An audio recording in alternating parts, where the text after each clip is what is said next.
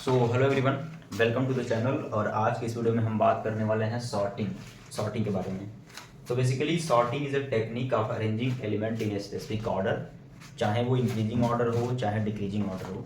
तो data structure का एक टॉपिक है जिसका नाम है सॉर्टिंग। और सॉर्टिंग जो होता है वो कई टाइप का होता है, जैसे कि अब सबसे बेसिक अगर सॉर्टिंग की हम बात करें तो बबल सॉर्ट होता है, सिलेक्शन सॉर्ट होता है, इंसर्शन सॉर्ट होता है। उसके बाद से थोड़े स्टैंडर्ड में अगर जाते हैं जिसकी टाइम कॉम्प्लेक्सिटी कम होती है एज कम्पेयर टू अभी जो मैंने 3 नाम बताए उससे। तो और 3 ऐसे और भी बहुत सारे टेक्निक्स होती हैं, जैसे कि हम मर्ज सॉर्ट का इस्तेमाल करते हैं जो डिवाइड और कॉन्कर पे काम करता है, क्विक सॉर्ट, हीप सॉर्ट, और भी बहुत टाइप की सॉर्टिंग्स होती हैं। तो बेसिकली अभी हम जो ऑपरेशन परफॉर्म करने जा रहे हैं, यानी हमारे पास जो अभी टेक्निक जो हम यूज़ करने वाले सॉर्टिंग का, वो है बबल सॉर्ट। तो अभी हम देखते हैं कि बबल सॉर्ट कैसे काम करता है। Bubble sort, okay. तो बबल सॉर्ट एक्चुअली में इसका नाम बबल ही क्यों है, सबसे ज़्यादा क्वेश्चन पूछे जाने वाले इंटरव्यू में। मेरे से भी क्वेश्चन पूछा गया था, ये कॉलेज के इंटरव्यू में, वाइवा में क्वेश्चन पूछा जाता है कि भाई बबल सॉर्ट को बबल सॉर्ट बोलते क्यों हैं। तो ये समझने से पहले हम सबसे पहले एक एरे लिख लेते हैं जो हमें क्लैरिटी देगा ये समझने में कि ये बबल सॉर्ट क्यों इसको बोलते हैं।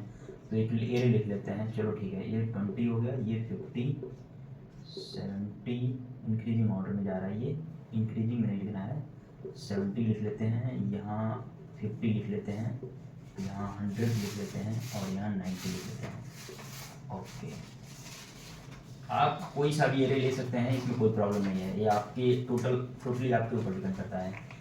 तो भाई ये जो सॉर्टिंग है इसको हम बबल सॉर्ट क्यों कहते हैं। तो देखो, बबल सॉर्ट इसलिए कहते हैं क्योंकि इसमें ये एक तरह का कंपैरिजन बेस्ड सॉर्टिंग होता है। तो कंपैरिजन बेस्ड सॉर्टिंग हम सबसे पहले 2 एलिमेंट को एक साथ उठाते हैं और उनको कंपेयर करते हैं, और जिस स्पेसिफिक ऑर्डर में हमें इन्हें अरेंज करना है उस ऑर्डर को हम देखते हैं। अगर हमें इंक्रीजिंग ऑर्डर में अरेंज करना है और वो ऑलरेडी अगर उस पैटर्न को फॉलो कर रहा है तो वो सही ऑर्डर में है, हमें उसे चेंज करने की जरूरत नहीं है। लेकिन अगर उस ऑर्डर को वायलेट कर रहा है तब हम उसे चेंज करेंगे। जैसे इसमें अगर मैं आपको एग्जांपल दूं तो 10 और 20 इन दोनों को लेंगे तो इनका सबसे पहले एक बबल फॉर्मेशन होगा। मतलब बेसिकली हम उसे बबल की तरह ट्रीट करेंगे और ऑर्डर को चेक करेंगे। अगर हमें इंक्रीजिंग ऑर्डर में अरेंज करना है तो तब तो ये ऑलरेडी इंक्रीजिंग ऑर्डर में है, तो यहाँ पे कुछ भी नहीं होने वाला है। ओके, लेकिन वहीं अगर हम अगले आइट्रेशन की बात करें यानी कि 20 और 70 की, तो ये स्पेसिफिक ऑर्डर को यदि स्पेसिफिक ऑर्डर को पैटर्न को फॉलो कर रहा है तो ये भी सही है, हाँ यहाँ भी कोई प्रॉब्लम नहीं होने वाली है। लेकिन अगर हम 70 और 50 को लेते हैं तो ये ऑर्डर को फॉलो नहीं कर रहा है, क्योंकि 70 पहले है 50 बाद में है। तो हम क्या करेंगे, इनके ऑर्डर को चेंज कर देंगे, यानी कि इनका आपस में हम स्वैपिंग कर देंगे। हालांकि मैंने प्रॉपर सूडो कोड लिख रखा है, मैं आपको एक की स्टेप डिटेल में समझाऊंगा कि ये कैसे काम करता है। फिलहाल मैं समझा रहा हूँ कि बबल सॉर्ट को बबल सॉर्ट ही क्यों कहते हैं, और मैं गारंटी के साथ कह रहा हूँ ये किसी ने यूट्यूब पे नहीं बताया है। आपको कहीं भी खोज लीजिए, किसी ने नहीं बताया है कि ये बबल सॉर्ट को बबल सॉर्ट ही क्यों बोलते हैं, ऐसा किसी ने समझाया है। तो कुछ नहीं करना है, बस हम इसको डेफिनेटली स्वैप कर देंगे। ये हमारा 50 पहले आ जाएगा, 70 बाद में आ जाएगा। अब एक एक आइट्रेशन को हम डिटेल में परफॉर्म करके दिखाते हैं आपको कि कैसे काम कर रहा है। Okay, let's start. तो सबसे पहला आइट्रेशन हम परफॉर्म करते हैं, और हाँ आइट्रेशन परफॉर्म करने से पहले इंडेक्सिंग कर लेते हैं 4, 5 और 6। तो नंबर ऑफ आइटरेशन डेफिनेटली हमारा 5 जाने वाला है according to pseudo code. Pseudo code में आपको समझाऊंगा, पहले मैं आपको बबल सॉर्ट फिजिकली करके दिखाता हूँ कि एक्चुअली काम कैसे करता है। तो इस एलिमेंट को हम लिख लेंगे यहाँ पे, ठीक है। ये है हमारा फर्स्ट ITR, मतलब पहला आइटरेशन हम परफॉर्म कर रहे हैं यहाँ पे। तो ओके, हम इस 10 को इस 20 से कंपेयर करेंगे तो क्या ये इंक्रीजिंग ऑर्डर में ऑलरेडी अरेंज है, यानी कि 10 क्या 20 से बड़ा है। अगर ऐसा नहीं है तो हम क्या करेंगे, इन दोनों को स्वैप करेंगे। तो चलिए इस आइटरेशन को परफॉर्म करने के लिए हम सूडो कोड को समझ लेते हैं। For int i is equal to 0, i less than n-1 और i प्लस प्लस। अब ये लाइन हमने क्यों लिखा है, ये लाइन एक्चुअली हमने इसलिए लिखा है क्योंकि सबसे पहले हम नंबर ऑफ आइटरेशन परफॉर्म करने वाले हैं, यानी कि एलिमेंट्स को सबसे पहले हम जो है कि कंपेयर करके उनको, सॉरी कंपेयर करने से पहले नंबर ऑफ आइटरेशन परफॉर्म करने वाले हैं कि हमें पता चलेगा कि कितने आइटरेशन एक्चुअली हमें परफॉर्म करने हैं। कंपैरिजन करने के लिए इस लूप को हम देखेंगे, इस फॉर लूप को देखेंगे, j इज इक्वल टू 0 से लेके j is equal to n-i-1, ठीक है।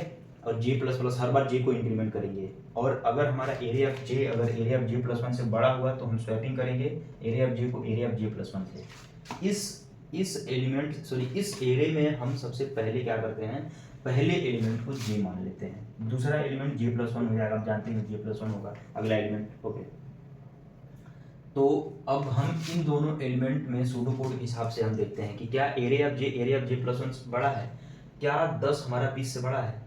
तो ऐसा नहीं है, ये कंडीशन को फॉलो नहीं कर रहा है, तो डायरेक्टली क्या होगा, यहाँ से इस लूप से ये बाहर आ जाएगा, इस लूप से बाहर आ जाएगा, और इस लूप से भी यहाँ से ये कंडीशन सेटिस्फाई नहीं कर रहा है तो इस लूप से बाहर आ जाएगा और आइटरेशन को इंक्रीज कर देगा।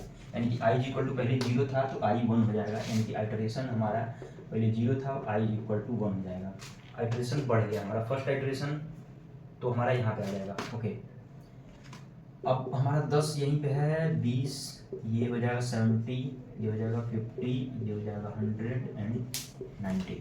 नाउ अब हमारा, क्योंकि जे में भी हमने जे प्लस प्लस का लूप लगा रखा है तो ये भी इंक्रीमेंट करेगा, तो पहले जे हमारा 0 था तो अब जे हमारा 1 हो जाएगा, इसको भी 1 कर लेते हैं, 1 हो गया। ओके, तो अब हमारा जे पहले हमारा यहाँ था 1 पे, अब जे हमारा 2 पे चला जाएगा। आप इंडेक्सिंग प्रॉपरली करके देख लेना, 1 2 3 4 5 6। ओके, अब हमारा जे कहाँ आ गया, यहाँ, और ये अगला नंबर जे प्लस वन हो जाएगा। ओके, नाउ कंपेयर, क्या हमारा 20 70 से बड़ा है, यानी कि एरिया ऑफ जे क्या है हमारा 20 और जे प्लस वन क्या है 70, क्या 20 70 से बड़ा है, तो नहीं, ये भी कंडीशन फॉल्स है, तो फिर से लूप से बाहर आ जाएगा और आइटरेशन इंक्रीमेंट हो जाएगा, तो आइटरेशन हमारा क्या हो जाएगा, सेकेंड ITR हो जाएगा, मतलब सेकेंड आइटरेशन हो जाएगा। तो यहाँ पे हमारा 10 हो जाएगा, ये हो जाएगा 20, ये हो जाएगा 70 और ये हो जाएगा 50, 100 एंड 90। आप कोई भी एरे लेके आप चेक कर सकते हैं, मैंने हालांकि ऐसा एरे चूज किया है जिसमें 3 एलिमेंट ही ऑलरेडी सॉर्टेड ऑर्डर में है, सॉर्टेड पैटर्न में है, इसलिए यहाँ पे कोई भी स्वैपिंग देखने को नहीं मिली है, लेकिन अब स्वैपिंग देखने को मिलेगी। अब देखो, अब हमारा जे फिर से इंक्रीमेंट हो गया, यानी जे यहाँ पे आ गया और जे प्लस वन यहाँ पे आ गया। फिर से सेम पैटर्न को फॉलो करेंगे कि एरिया ऑफ जे को area of J plus one से चेक करेंगे, तो यहाँ पे हम देखेंगे कि क्या 70 हमारा 50 से बड़ा है, तो हाँ, ये कंडीशन अभी ट्रू होता है, ये कंडीशन एक्जेक्टली हमको ट्रू मिला है, तो यहाँ पे होगी स्वैपिंग। अब हम एरिया ऑफ जे को area of J plus one से स्वैप कर देंगे, तो एरिया ऑफ जे पे पड़ी एलिमेंट 70 है, जे प्लस वन पे पड़ी एलिमेंट 50 है, तो कुछ नहीं करना है, बस इन दोनों को स्वैप कर देना है, तो हमने ये कर दिया स्वैप। ओके, अब हमारा आइटरेशन फिर से इंक्रीमेंट हो जाएगा, क्योंकि आइटरेशन लूप से बाहर आते ही फिर से आइटरेशन हमारा इंक्रीमेंट हो जाएगा, तो ये हो जाएगा थर्ड ITR। तो यहाँ पे हम फिर से अपने जे को इंक्रीमेंट कर लेंगे, ठीक है। पहले हमारा जे कहाँ पे था, पहले हमारा जे किस पे था, 3 पे था, अब 4 पे आ जाएगा, तो अब हमारा 1 2 3 4 5 6, पहले हमारा 3 पे था तो 4 पे आ जाएगा। हालांकि मैंने इसी में लिख दिया है इसलिए यहाँ पे कन्फ्यूजन हो रहा है, मैं इसको एग्जैक्टली वही कर लेता हूँ और एक बार फिर से लिख लेता हूँ, क्योंकि आपको आइटरेशन भी दिखाने में आसानी रहेगी। तो हो जाएगा 10 20 7 सॉरी 50, यहाँ पे लिख लेते हैं, हो जाएगा 50 70 100 एंड 90। तो अब हम अपना फोर्थ आइटरेशन को परफॉर्म करेंगे अगला में। फोर्थ आइटरेशन हमारा क्या होने वाला है, क्योंकि हमारा जे इंक्रीमेंट हो चुका है, जे हमारा आ चुका है 70 पे, इसमें पहले हमारा 50 पे था, पहले हमारा 70 था, मतलब इस पे था, अब ये इस पे आ जाएगा, 70 पे आ जाएगा, पहले जे इस पे था, तो 10। ओके, ये एक्चुअली हमारा इस पे था, हाँ यहाँ पे आ जाएगा, 70 पे आ जाएगा, क्योंकि आइटरेशन इसमें परफॉर्म करके हम लिखेंगे ना, तो जे।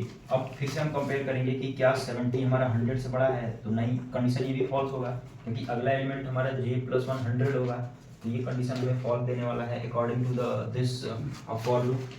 तो फिर से हम क्या करेंगे, यहाँ स्टेपिंग नहीं करेंगे, तो ये हमारा फोर्थ आइटरेशन हो जाएगा, ये हो जाएगा 20, ये हो जाएगा 50, ये हो जाएगा 70 100 एंड ये हो जाएगा हमारा 90। फिर से हम क्या करेंगे, अगले लूप अगले आइटरेशन में, यानी कि फिफ्थ ITR में, ठीक है, पांचवा आइटरेशन में हम क्या करेंगे, फिर से अपने जे की वैल्यू को इंक्रीमेंट कर देंगे और जे अब आ जाएगा हमारा 100 पर।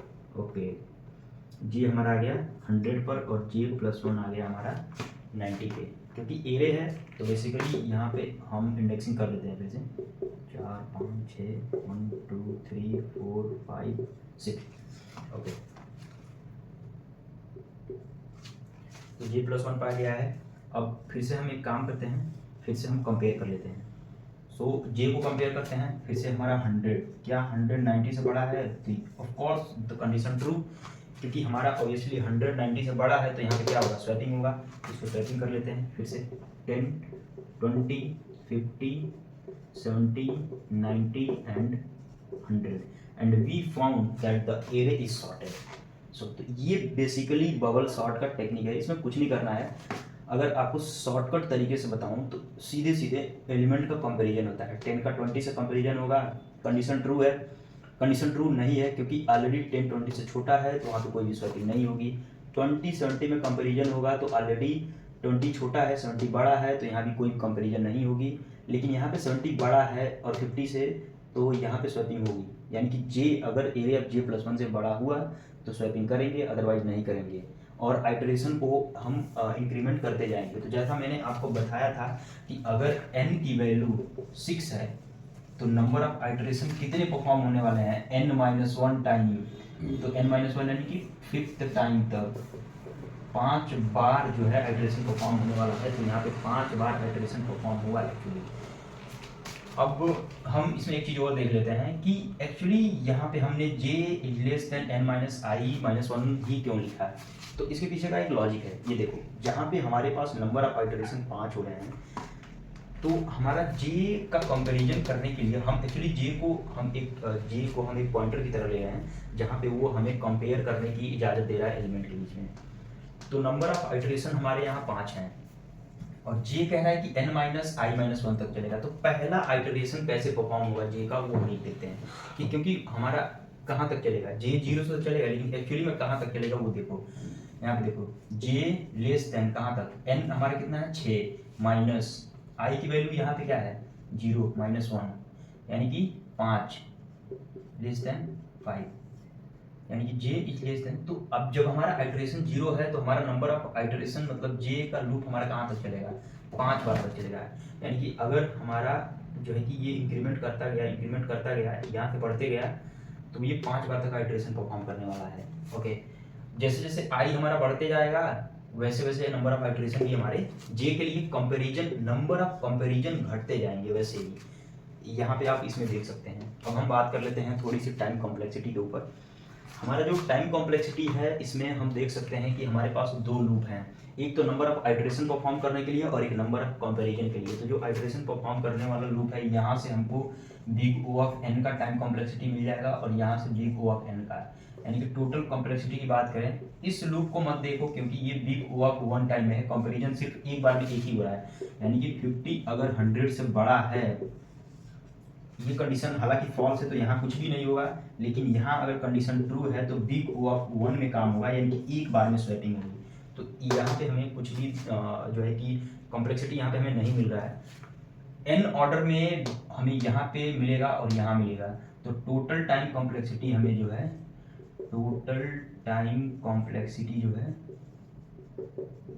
बिग O ऑफ n² हमारा मिल जाएगा।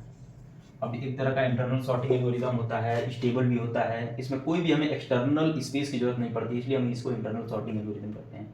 I hope you like this video, thank you.